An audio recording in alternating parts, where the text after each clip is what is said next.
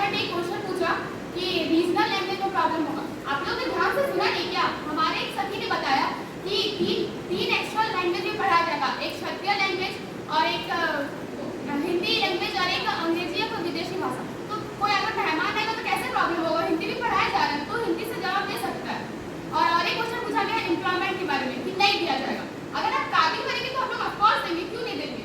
और एक क्वेश्चन पूछा गया पड़ेगा, जैसे कि बच्चों में बहुत सारा बोझ आएगा और विषय को चुनना पड़ेगा, शिक्षकों को कड़ी ट्रेनिंग मिलेगी और भी बहुत कुछ। एनएफपी में बहुत उच्च तकनीक में परीक्षा को दिए जाएंगे।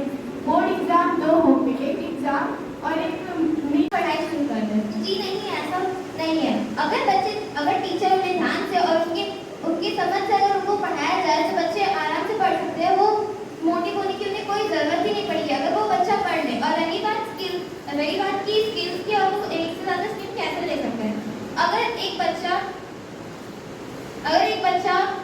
स्किल्स, अगर मान लीजिए एक बच्चा साइंस में पढ़ा और पढ़ाई कराएंगे, मतलब इस बात की गारंटी नहीं है कि अगर एक पब्लिक स्कूल रिलीजियन लैंग्वेज पे फोकस करते हैं तो इस बात के चांसेस बहुत कम है कि इंग्लिश लैंग्वेज को अपने अच्छे तरीके से फोकस कर पाएंगे। स्कूल की फी बढ़ा दी जाएंगी, जिसकी वजह से सबसे ज्यादा प्रॉब्लम उन लोगों को होगा जो मिडिल क्लास से बिलोंग करते हैं।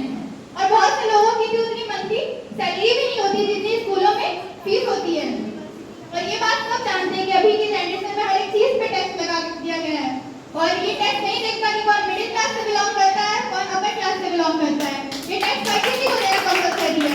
बस यही रीजन है कि इंडिया के 35% बच्चे अभी भी अनएजुकेटेड हैं। Point of my view lack of money की वजह से। तो क्या इस तरह से करेंगे आप देश का कुछ करने के लिए कहा जा रहा है कि साइंस नहीं हुआ तो कॉमर्स ले ले, कॉमर्स नहीं हुआ तो आर्ट्स ले ले। इससे तो बच्चे उलझ जाएंगे, कंफ्यूज हो जाएंगे और इससे अच्छे से नॉलेज भी गेन नहीं हो पाएगा। 4 साल का ग्रेजुएशन अगर होगा तो स्टूडेंट्स के पास ऑप्शन रहेगा कि 1 साल का ग्रेजुएशन की डिग्री लेकर छुट्टी ले सकते हैं और वापस सेकेंड ईयर से स्टार्ट कर सकते हैं। बट उन लोगों ने जो पहले पढ़ाई की थी वो तो याद नहीं रहेगा और उनके पढ़ने का कोई भी फायदा नहीं होगा। अंत में मैं इस बिल को अपोज करती हूँ। धन्यवाद।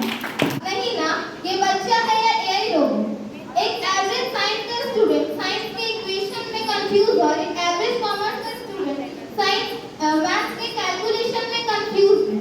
अगर कोई बच्चा फेल हो जाता है तो वो किसे ब्लेम करेगा, साइंस या कॉमर्स? फिर तो बच्चा यही कहेगा ना कि मैं गलती से इंजीनियर बन गया पर मैं दिल से अकाउंट्स हूँ। इसलिए मैं इस बिल के अपोज। एक वो आंगनबाड़ी वर्कर पढ़ा रही है और एक वो क्वालिफाइड टीचर, तो क्या दोनों में अंतर नहीं होगा? And for your kind information, ये जो आंगनबाड़ी वर्कर होती है ये कोई प्रोफेशनल टीचर नहीं होती। तो ऐसे में क्या आप बच्चों को इक्वल एजुकेशन दे पाएंगे? इसलिए मैं इस बिल को हिंदी पढ़ाई जाएगी और एक में इंग्लिश। तो अगर कहीं बच्चे जाएंगे इंटरव्यू देने के लिए तो फिर वहाँ पे अगर उससे हिंदी में सवाल किया जाए तो वो इंग्लिश में देगा और इंग्लिश में किया जाए तो हिंदी में देगा। और बात रही रीजनल लैंग्वेज की, तो रीजनल लैंग्वेज में तो सारे बच्चे कहीं भी जाके इंटरव्यू तो दे नहीं पाएंगे। इसीलिए मैं इस बिल को अपोज करती हूँ।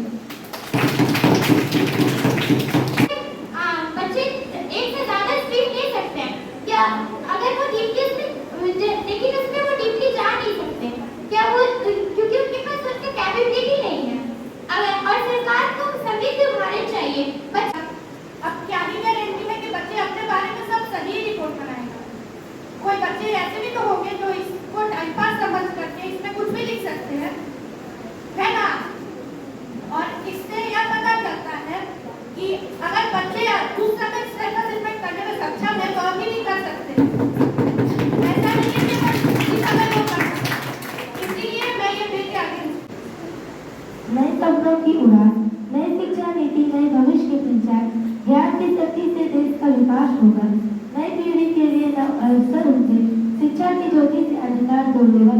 साथ बाकी बच्चे भी उसका सस्पेंड करेंगे और टीचर ने जो एनालिसिस किया है उसका क्या, मान लीजिए एक क्लास में 40 से 50 बच्चे हैं तो क्या ये पॉसिबल है हर एक बच्चा अपना और दूसरा का भी सस्पेंड कर सके?